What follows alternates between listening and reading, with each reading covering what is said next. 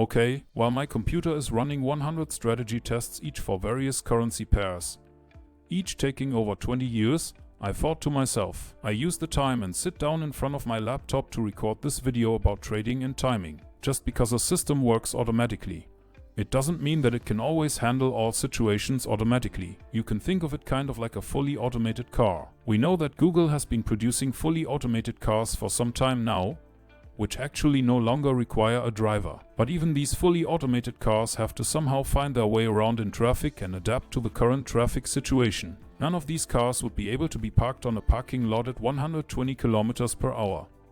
Would they? And no sensible person would expect them to. We would all expect such a car to reduce speed accordingly for parking. And it's the same in automated trading. In crisis situations, you also have to be able to adapt to the current trading situation. It makes no sense to open 200 positions in the same place. And even if a system works automatically, this does not automatically mean that a lot always helps a lot, because it depends also on the timing. For example, we got heating oil delivered yesterday. Right now it is the middle of July. Most people here in the Eifel think more about air conditioning and fans. But here in Germany they are also discussing right now whether there will be enough heating oil and gas for all households in the fall and winter of this year. And exactly therefore we buy our fuel oil always anticyclically and in the hottest season, because then the price is regularly somewhat lower than at the time when all other people want to buy heating oil. Of course, we hope that the price of heating oil would go down even further this year, but unfortunately for us, that didn't happen. And it also doesn't make sense to wait until the heating oil runs out, because then the heating system is no longer functional. And if you're unlucky,